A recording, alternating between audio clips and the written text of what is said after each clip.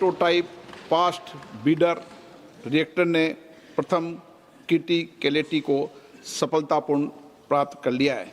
ये इस बात का प्रतीक है कि रिएक्टर में नियंत्रित और सतत न्यूक्लियर चेन रिएक्शन की शुरुआत हो गई है।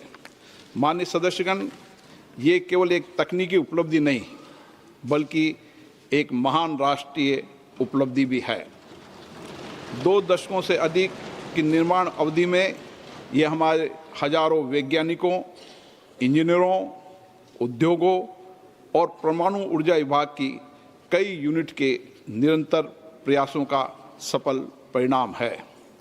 इस ऐतिहासिक उपलब्धि से न्यूक्लियर एनर्जी मिशन को प्रोत्साहन मिला है और माननीय प्रधानमंत्री नरेंद्र मोदी द्वारा घोषित वर्ष 2070 तक नेट जीरो एमिशन लक्ष्य को हासिल करने की भारत की वैश्विक प्रतिबद्धता को भी मजबूती मिली है।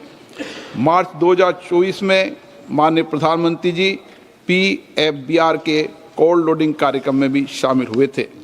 हमारे सीमित यूरेनियम संसाधनों और समृद्ध थोरियम भंडारों का विवेकपूर्ण उपयोग करने के लिए भारत की न्यूक्लियर रणनीति की 3 चरणों में परिकल्पना की गई है। वर्तमान में चल रहे फर्स्ट स्टेज में प्रेस्टाइट हैवी वाटर रिएक्टर में प्राकृतिक यूरेनियम का उपयोग होता है। इसमें बाई प्रोडक्ट के रूप में प्लूटोनियम प्राप्त होता है। PFBR के सफल संचालन के साथ ही भारत ने सेकेंड स्टेज की दिशा में एक ऐतिहासिक कदम उठाया है। इस स्टेज में हम अधिक न्यूक्लियर ईंधन का उत्पादन करने के लिए फास्ट बीडर रिएक्टर में प्लूटोनियम उपयोग करेंगे। परंपरागत रिएक्टर की तुलना में एक फास्ट बीडर रिएक्टर में अपनी ईंधन खपत के मुकाबले ज़्यादा ईंधन का उत्पादन करने की विशिष्ट क्षमता होती है। हमारी थर्ड स्टेज थोरियम यूरेनियम पर आधारित रिएक्टर होगा। इससे ऊर्जा का सतत और दीर्घकालीन भविष्य सुनिश्चित होगा। ऐसे समय में जब भारत की ऊर्जा की ज़रूरतें तेज़ी से बढ़ रही है, हम स्वच्छ ऊर्जा के लिए पूरी तरह प्रतिबद्ध हैं। न्यूक्लियर पावर एक ऐसा स्रोत है जो हमें भरोसेमंद 24 घंटे और कम कार्बन वाली बिजली उपलब्ध कराता है। सभी हितधारकों के लिए सिविल न्यूक्लियर ऊर्जा सेक्टर को खोलने के लिए इसी सदन ने दिसंबर 2025 में शांति एक्ट पारित किया था। राष्ट्रव्यापी दृष्टिकोण के साथ हम 100 गीगावाट न्यूक्लियर ऊर्जा के लक्ष्य को हासिल करने की दिशा में सक्रिय रूप से आगे बढ़ रहे हैं। PFBR के किटी कैलेटी हासिल करने के साथ ही भारत ने लंबे समय से परिकल्पित इस प्रोग्राम के दूसरे चरण में प्रवेश कर लिया है। PFBR भारत के निरंतर प्रयास, इनोवेशन और राष्ट्रीय प्रतिबद्धता का गौरवपूर्ण साक्षी है।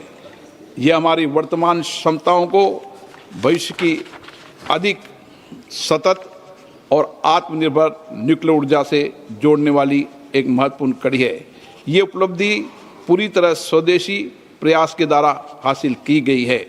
ये reactor Indira Gandhi atomic research centre द्वारा डिजाइन किया गया है। इसे nuclear power corporation of India limited ने बनाया है।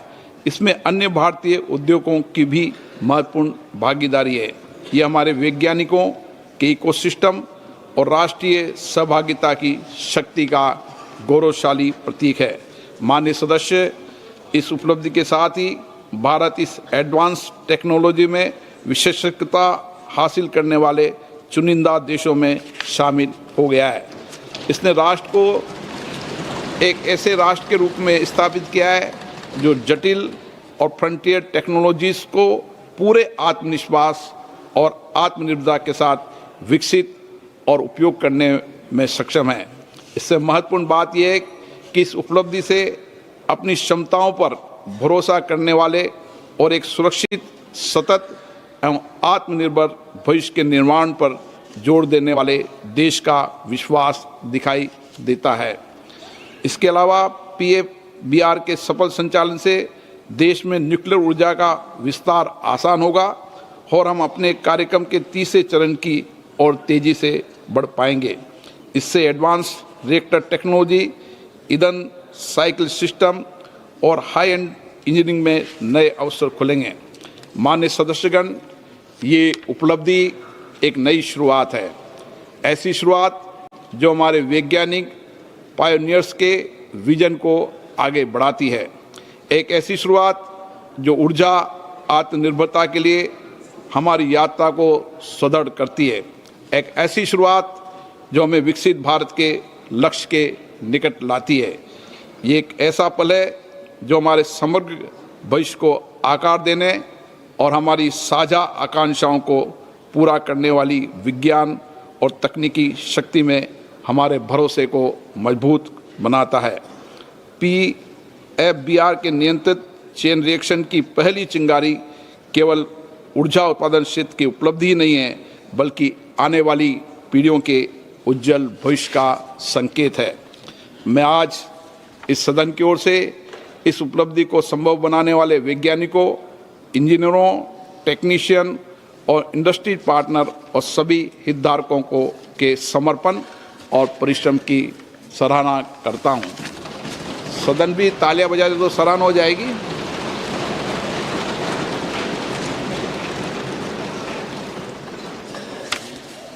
सभा पटल पर रखे जाने वाले पत्र।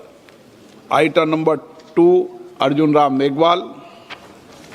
Honorable Speaker, sir, with your kind permission, on behalf of my colleague Sri Jitin Prasad, I rise to lay on the table of the House papers pertaining to the Ministry of Commerce and Industry mentioned against his name at serial number 2 as per today's revised list of the business. Thank you, sir. Item number 3, Shri BL Verma. अध्यक्ष महोदय, आपकी अनुमति से आज लोकसभा की कार्यसूची के क्रम संख्या 3 पर अपने साथी राज्य मंत्री श्री पंकज चौधरी जी के नाम के सम्मुख अंकित प्रपत्र सभापति पर रखता हूँ। Item number 5, Shri Arjun Ram Meghwal. Honorable Speaker, sir, with your kind permission, on behalf of my colleague Srimati Rekha Nikhil Khadse, I rise to lay on the table of the House papers pertaining to the Ministry of Youth Affairs and Sports mentioned against her name at serial number 5 as per today's revised list of the business. Thank you, sir.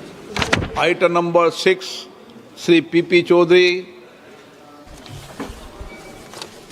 Honorable Speaker, sir, with your permission, that this House do recommend to Rajya Sabha that the Rajya Sabha do appoint 2 members of Rajya Sabha to the Joint Committee on the Constitution, 129th Amendment Bill 2024 and the Union Territories Laws Amendment Bill 2024 in the vacancies caused by the retirement of Shri Saket Gokhale and Shri Bhuvneshwar Kalita from Rajya Sabha and communicate to this House names of the members so appointed by Rajya Sabha to the Joint Committee.